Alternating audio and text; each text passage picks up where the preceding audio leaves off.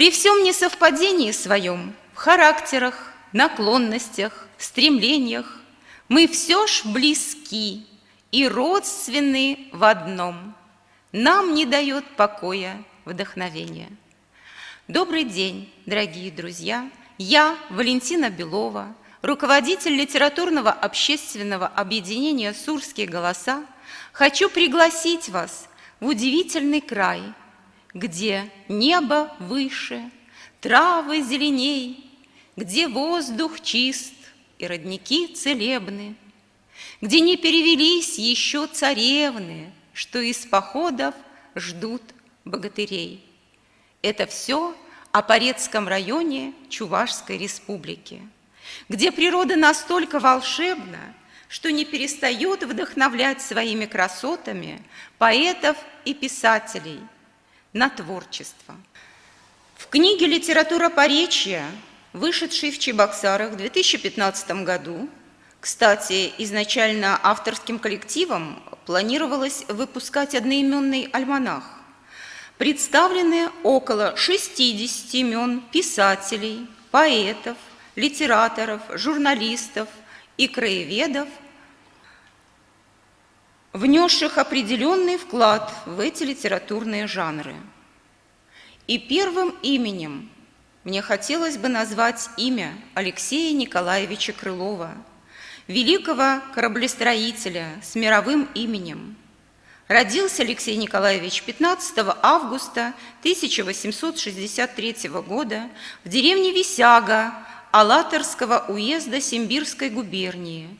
Ныне это деревня Крылова Порецкого района Чувашской республики. Автобиографический, мемуарный труд Алексея Николаевича Крылова «Мои воспоминания» является настольной книгой практически в каждом доме Поречья. Книга выдержала уже несколько изданий и продолжает радовать читателя обилием исторической и краеведческой информации, знакомит с главными вехами биографии великого ученого. Одним словом, мои воспоминания читают и отмечают юмор, стиль и слог. Его в Отечестве и в мире почитают, за рамки времени шагнуть ученый смог. Нельзя не назвать в числе первых имена эсперантиста Александра Сахарова и Веру Жаковой, наставником которой был сам Алексей Максимович Горький. По стопам великого земляка пошел и контр-адмирал Михаил Павлович Бочкарев, родом из села Кожевенное Порецкого района, оставивший несколько автобиографических и краеведческих книг, подкупающих читателя ясностью изложения. Это книги «Моя война», «Мои школьные друзья», «Моя жизнь в отставке». Ильина Захарова Валентина Александровна родилась 9 февраля 1947 года в поселке Красноглухово. Профессиональный писатель, автор таких полюбившихся книг, как «Аленкин день», «Корога», «Карусель», «Медовый месяц» и многих других, жива и здравствует по сей день, проживает в городе Анапа. Бережно храню ее письма и надеюсь на долгую дружбу с писательницей, как и с Демидовым Михаилом Михайловичем, уроженцем села Антипенко, автором книг «Заметки об отчей земле», «Полонез для двоих». Сейчас Михаил Демидов проживает в городе Шумерля, Чувашии. Козлов Константин Иванович родился по одним данным в 1919, по другим в 1918 году в деревне Выползово в крестьянской семье, учился в Самаркандском педагогическом училище. В 1938 был репрессирован, освобожден в 1945, в 1946 реабилитирован. Трудился на стройках Сибири и Дальнего Востока, проживал в городе Горно-Алтайск, где работал журналистом, трудился на местном радио. Автор книг в горах Голубого Алтая, шуми родная тайга, Мишкина судьба, осенняя рапсодия и многих других. Константин Козлов также стал автором более 20 поэтических сборников. Именно ему принадлежит такая строка, как «Я люблю тебя, люблю до боли, Родина моя». Уже упомянутый мною литературоведческий и краеведческий труд «Литература поречья» посвящен авторам и произведениям, биографически или творчески связанным с Порецким районом Чувашской республики. Он охватывает период с середины XIX века по 2014 год. Главные задачи этого издания – вернуть в историческую память народа, в культурный оборот имена людей, некогда уже составлявших славу малой Родины и Отечества, но незаслуженно забытых, смытых пеной безвременья, реформ, перестроек. Протянуть ниточку культуры от далекого прошлого, сказаний, песен, пословиц, поговорок, сказок, легенд до дня сегодняшнего и завтрашнего. Напомните о славных литературных, народных традициях и о проверенных жизнью ценностях. Укрепить их в сознании ныне живущих людей.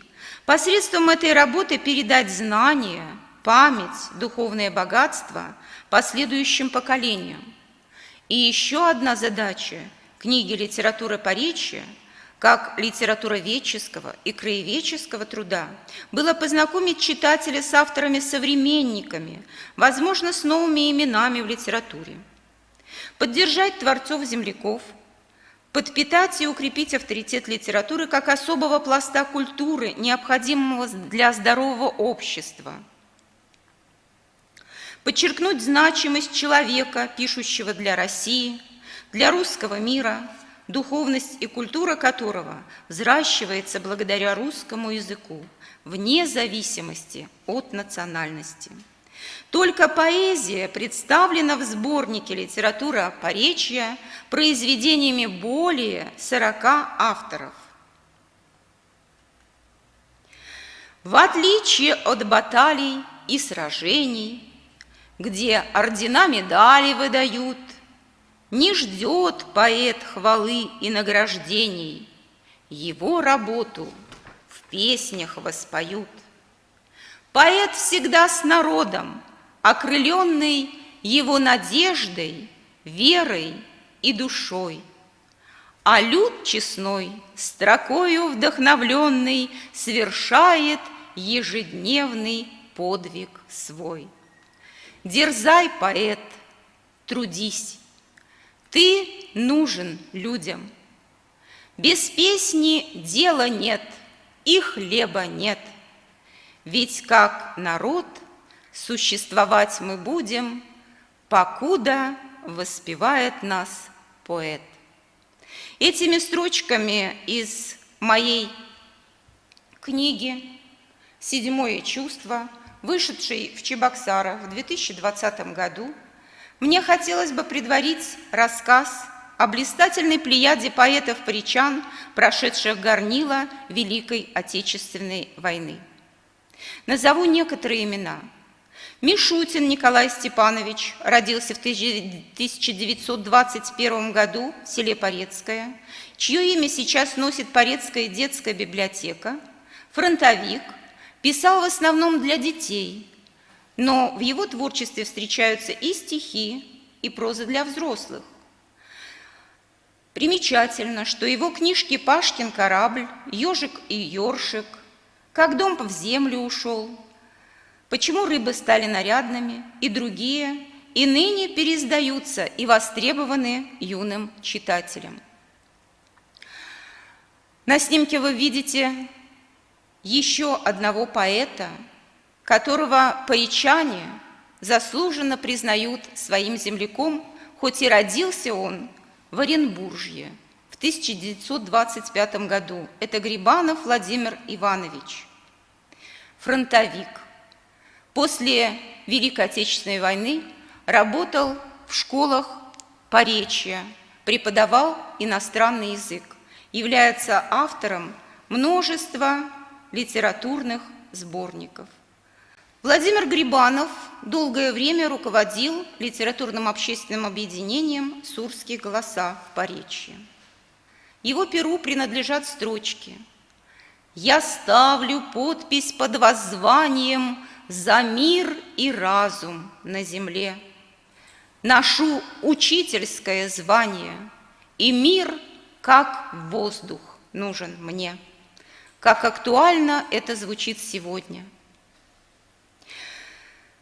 Нельзя не вспомнить о таких поэтах-фронтовиках, как Иван Пеняев, Петр Максимов, Александр Лесин,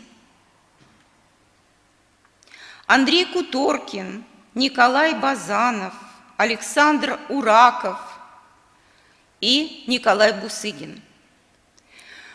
Именно Николай Иванович Бусыгин, родившийся в 1906 году в Порецком, и организовал литературное общественное объединение «Сурские голоса», которое активно действует и поныне. Николай Бусыгин погиб смертью храбрых в декабре 1942-го под Оржевом. Автор книг «Земля в цвету» и «Счастье». Основал в 1938 году еще деятельное, действующее поныне литературное общественное объединение «Сурские голоса». Только послушайте, как поэтично звучат строки его стихов. «Пред ним по дороге собака бежала, разинув на зное оранжевый рот». А вот как он пишет о Маяковском. «Я раз его слышал. Достаточно этого, чтоб голос его в голове не стихал. А все остальное дано поэтам, как и в манифесте, в его стихах. Тот, кто сегодня поет не с нами, тот против нас». В этих строках сквозит убежденность и категоричность человека той эпохи. Нельзя не сказать о поэтессе Александре Константиновне Дугаевой, которая родилась в 1950 году в селе Семеновское Порецкого района. К сожалению, Саша Дугаева мало прожила на этом свете. Она ушла из жизни в 1982 году, успев оставить после себя 2 книги. Это сборничек стихов «Земная сила» и книжечка «Орел и дрофа», проза. Считаю Александру Константиновну Дугаеву своей наставницей. К сожалению, домик, где жила Александра Дугаева, не сохранился. Сейчас на его месте стоит новая школа. На снимке вы видите фронтовиков-семеновцев, а в центре фотографии мама Александры Константиновны Дугаевой, фронтовичка Александра Петровна Дугаева. Именно ей ее дочь посвятила проникновенные строчки. «Вновь ты уходишь в 41-й год, нелегкую тропой воспоминанием, и вновь перед тобой встает земля нечеловеческих страданий».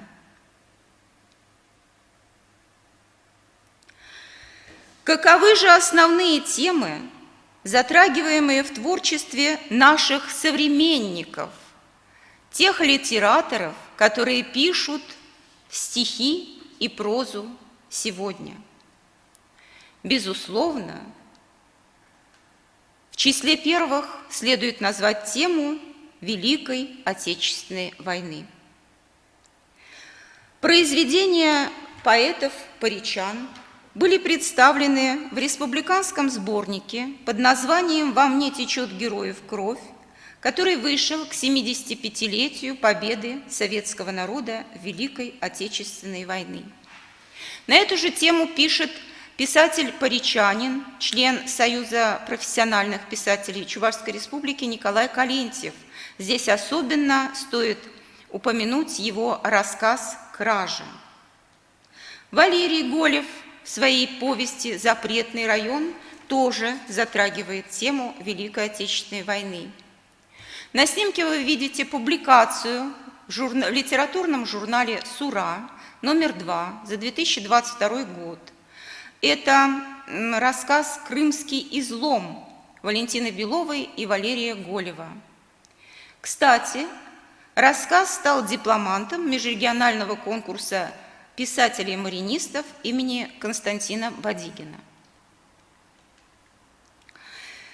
Поколенческий мотив важен всегда. Александр Тажин, член нашего литературного объединения, с его циклом рассказов «Желтый», эссе Марины Архиповой, письмо маме Татьяны Шпаревой, книга «Поворот Фор-де-Винт» Валентины Беловой и Валерия Голева. Все эти книги раскрывают эту тему. Писателю важно дать посыл. Старшее поколение – это сложившееся поколение личностей, обладающее опытом и знаниями.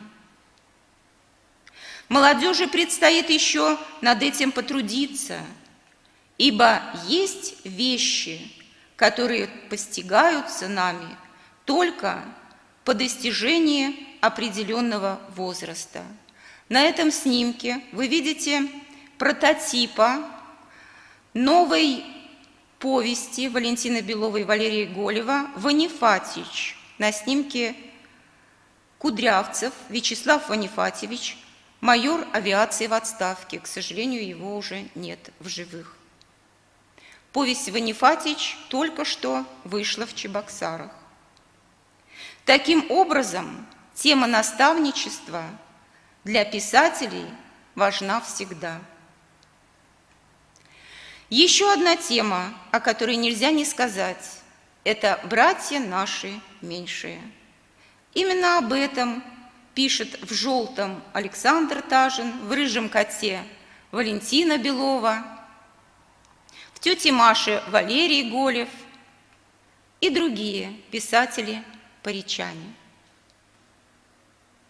Если не считать любовной лирики, то, пожалуй, природные красоты поречья – это тоже одна из самых распространенных тем, затрагиваемых поэтами и писателями. Природа – это основной источник вдохновения человека пишущего. Нельзя не вспомнить строки из известной когда-то любимой народной песни «Занялась заря расписная, выхожу за околицу я» поречанина Николая Сусленникова, или «Как хороши, как свежие были розы» Ивана Мятлева. На снимке вы видите портрет Ивана Мятлева. И еще раз о природных красотах поречья. Извиваясь в травах, словно змейка, вьется по зеленому ковру речка под названием Суровлейка, потому что воду льет в Суру.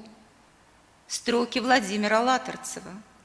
Здесь, у Суры, меня овеял музы ветер.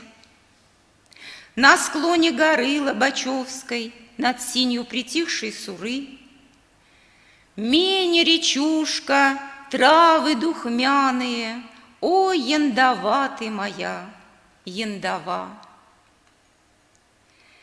И как вывод и итог, чем бы жил я, что любил на свете, если б этой не было земли?